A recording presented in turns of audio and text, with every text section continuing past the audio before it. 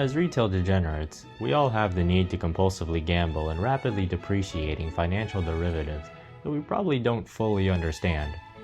Or maybe that's just me. But pretending to understand options is almost as fun as actually understanding options, so I don't give a crap. Covered calls are great and all, but I don't have the patience or the capital to sit on hundreds of shares of blue chip stocks just to underperform the S&P.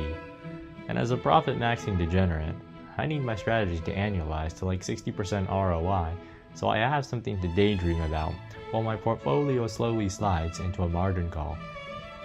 If you're like me, you've already figured out that buying out of the money options is a good way to just be out of money. So you think to yourself, if I just sold those options instead, I could turn that graph upside down. That if you just sold 10% out of the money, there's no way that it could be in the money at expiration.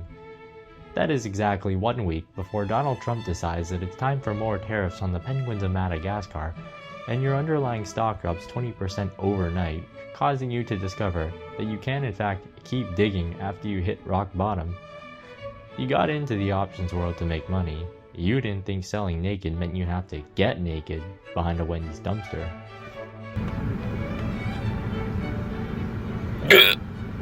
Selling naked options are the definition of the phrase, it works until it doesn't. Selling far enough out of the money will usually net you a pretty stable profit, temporarily. Then one day the market pumps 5% and you're staring at the priced in part of everything is priced in. Even if your put is covered by your free cash, you could still be bag holding on a stock that's dumped far below your strike as you pray to the market gods to please make a reversal. Please save me. Please save me, Donald Trump, please. I'm asking. It's at this point you think, well, if I can't make money buying, I can't make money selling, how can I make money with options? And the short answer is, you don't. But perhaps combining buying and selling options can get you the best of both worlds and help you lose money in more colorful ways.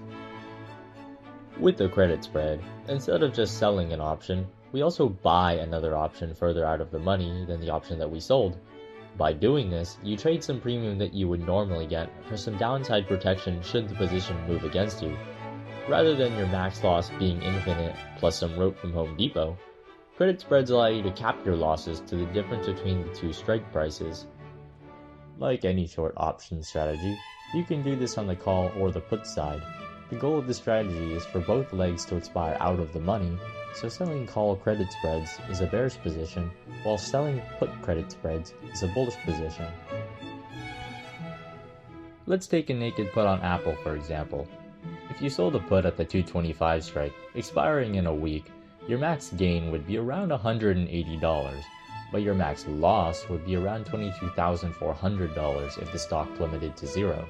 But even if Apple only went down to 205, you're still staring at something like an $1,800 loss. The only thing you're trading is favors behind the Wendy's dumpster after that one. Now, obviously such a drop in the price of Apple is very unlikely to happen and would pretty much only happen if we get another round of tariffs on Winnie the Pooh. Can't see when that's happened recently. But it is a real possibility, and you should always treat the tail end of probability as a realistic outcome in options trading.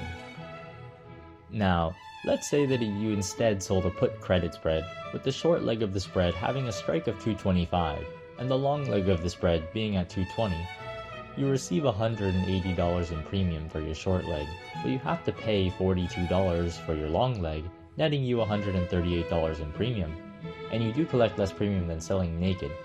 However, your max loss at expiration is only $500. Since your broker recognizes the spread and the capped max loss, you only need enough margin to cover the max loss of $500, meaning that you need less margin for each position you hold. Now, this doesn't mean you should open more positions with the added buying power, although let's be honest, I probably will, because if the spread hits max loss, you're still down an entire account. But given that your position size remains the same, your max loss is defined. Usually with credit spreads, you want to sell a call with around 30 to 45 days until expiration. Time, or theta decay, happens the fastest at the end of an option's lifetime, meaning that we profit more per day as the spread remains out of the money. Time on an option also translates to more risk. More time on an option gives you more time before Elon Musk decides to tweet that he's back together with Donald Trump, which is not what you want to be hearing when you're selling calls, and it will happen eventually. Selling 30 to 45 days until expiration gives you a good amount of premium relative to the risk while being close enough to expiration to profit off theta decay. Now, you really should be using credit spreads with large cap stocks with high liquidity in the options market, because having liquidity to actually exit your position is really important with any short options strategy. Although let's be real, I'm a retail degenerate, you're probably a retail degenerate. Exit strategy is probably not in our vocabulary.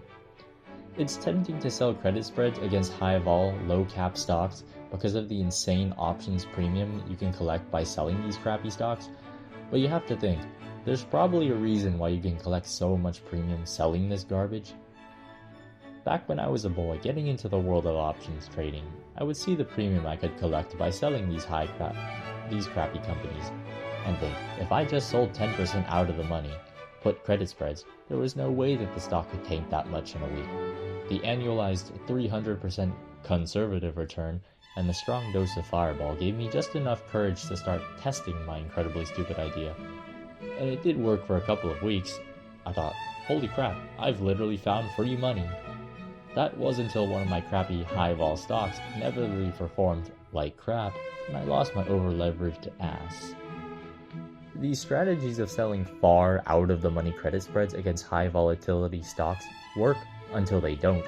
You feel good 30 out of 31 days of the month, but man, that one day really makes you want to go buy some rope.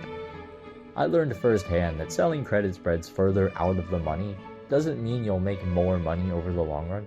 Because, say it with me, everything, and I mean everything, is priced efficiently. Your max loss on any credit spread is the difference between the strike prices regardless of how far out of the money you sell. Thus, the farther out of the money you sell, the worse the risk to reward ratio becomes. So while the odds of your 10% out of the money spread hitting max loss or being in the money is like 8%, you're only collecting like $12 or whatever while risking $500. And you need to treat that 8% as a real possibility while accounting for the expected value of the position. You can counter this by selling further out expirations, but keep in mind that this adds time until expiration, which is more time for you to be wrong. You should be selling credit spreads because you think the probability that the position does hit max loss is lower than what the options market is implying by the pricing, and not because there's a 90% chance that it'll expire worthless. It's important to know that selling credit spreads is not always better than just selling a naked option. For one, it moves your break-even price closer to your price at purchase because you collect less premium up front. So while you may be more protected if the market takes a large move against your position, you have less room to move before you start losing money. And if the underlying only slightly moves against you, you could lose more money selling credit spreads than just selling naked. Just trust me here that selling credit spreads against high-vol stocks is a good way to lose all your money, and it's not worth being glued to your screen for days at a time as you pray to Jerome Powell to make the price go up. But waiting 30 to 45 days for a credit spread to vest is too boring for my Gen Z TikTok brain to handle. What if instead of selling month-out credit spreads on a stock, we sold 0 DTE credit spreads on an index with lots of liquidity? If the intraday price of SPX only moves on average 10 points after the first hour of the market, shouldn't we be able to sell a credit spread 30 points out of the money and safely assume that it will expire out of the money? Of course not. The market may not move very much on average, but it will eventually, and the premium you collect is probably not very much compared to the max loss of the spread. Just because something is almost guaranteed to happen doesn't mean it will. That doesn't mean trading 0 DTE credit spreads is always a bad idea, just that the obvious trade idea is very risky compared to what most people intuitively assume. 0 DTE options are the black tar heroin of options trading, so strap in because this one's going to be a wild one. When you get that close to expiration, there are a number of other variables that will fuck you when attempting to lose money with 0 DTE credit spreads. After my adventures with long-dated credit spreads and naked options, I discovered the world of zero DTE options and once again thought, wow, this is literally free money. My strategy of selling 0.5 out-of-the-money credit spreads on SPY worked for about a month before the market pumped 1% in the afternoon, and I once again lost my ass. The key variable to understand is gamma. If normal options are scary, gamma is an option after 10 shots of Everclear. You don't know what's happening to it, but it tends to freak you out. If we take delta as the first derivative of the option price with respect to the price of the underlying, gamma would be the second derivative. Delta measures how an option price changes for increments in the price of the underlying, while gamma measures how delta changes with moves in the price.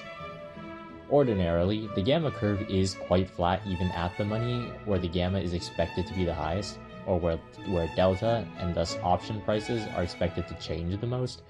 However, when options get close to expiration, like 0DTE options, gamma increases along with its volatility across the board, but especially near the money.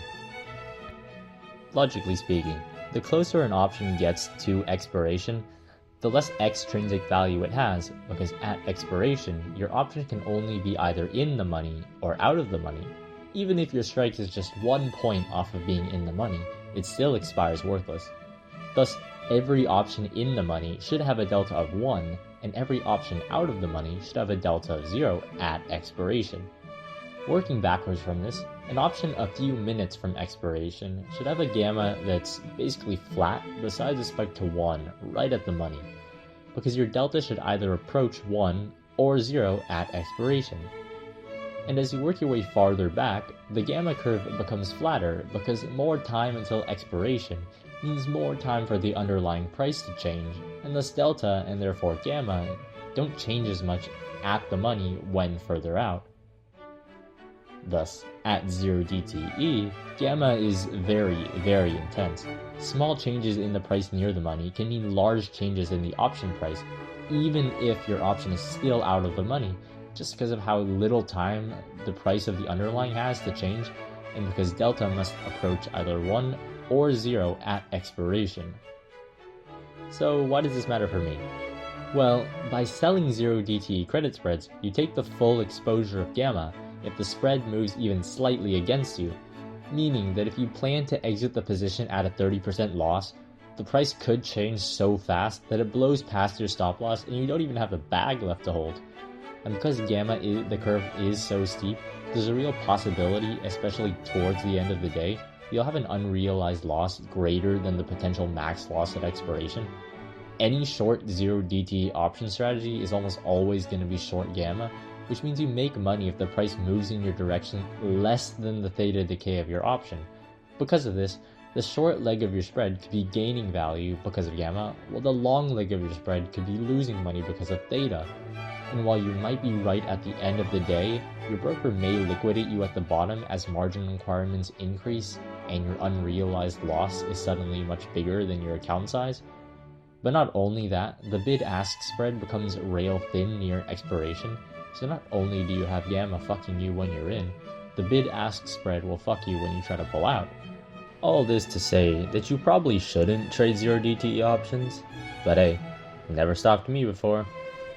Now, once you're in a credit spread, there's a few ways you can manage it when it inevitably turns against you. This wouldn't be a problem if you just did your due diligence and picked a good, low volatility stock, but since you decided to sell put credit spreads on Tesla, you'll need to manage your position when Elon Musk inevitably does another Roman salute. Rolling is the act of closing your current spread and opening a new one further down the options chain. You can roll up, roll down, roll out, or just eat the loss. Rolling out means you can close your credit spread and open a different credit spread with a later expiration, hopefully for a credit. If you still believe in your original thesis and just need more time for it to play out, this is a good option to choose. Although let's be honest, thesis was probably not on your mind when you entered this position. Rolling down or up is essentially just closing your current position and selling another credit spread further out of the money to collect more premium. This can be a good option if you think you're right about your initial directional thesis, but wrong about the magnitude. Just remember that continuously rolling a credit spread further up because there's no way the market can keep going up is a very good way to just blow your account. In situations like this is where that last option can be appealing. Sometimes you just gotta admit to yourself that you were wrong and cut your losses before your portfolio starts looking like a Cathie Woods ETF. In short, credit spreads are generally a good play when you have a directional thesis and believe that volatility is overpriced. It's so incredibly easy to forget that last part and only think of credit spreads as a directional play, but I know 90% of the degens on Wall Street bets don't really consider it. If volatility is accurately priced in, you're always expected to make exactly $0 minus commission, because the odds that any given move is going to happen is already priced into the options price. The only way you profit long-term from any short option strategy is for realized volatility to underperform implied volatility. I've heard a lot of people say that selling options is analogous to selling lotto tickets, that buying options is the equivalent of hitting the jackpot, and on the surface, this analogy does seem to hold up. However, it misses the reality that the expected value of lottery tickets are designed to be negative over the long term. Option prices, on the other hand, are designed to be priced in with an expected value of 0 over the long term. At some point, if the jackpot is big enough, it is mathematically correct to play the lottery. For the Powerball, that number is around $2 billion. And if option prices were the lottery, the jackpot should always pay exactly $2.18 billion to earn exactly $0 over the long term. Your job as an options trader is to identify mispricings in the options chain in order to determine whether you want to be buying or selling lotto tickets. I hope this video has given you some realistic insights into the operation of selling credit spreads. It is a decent strategy when you know what you're doing and have a well-built thesis for each trade. However, if you're anything like most retail traders, that's probably not something you do before you trade. So fuck it, let's go gambling.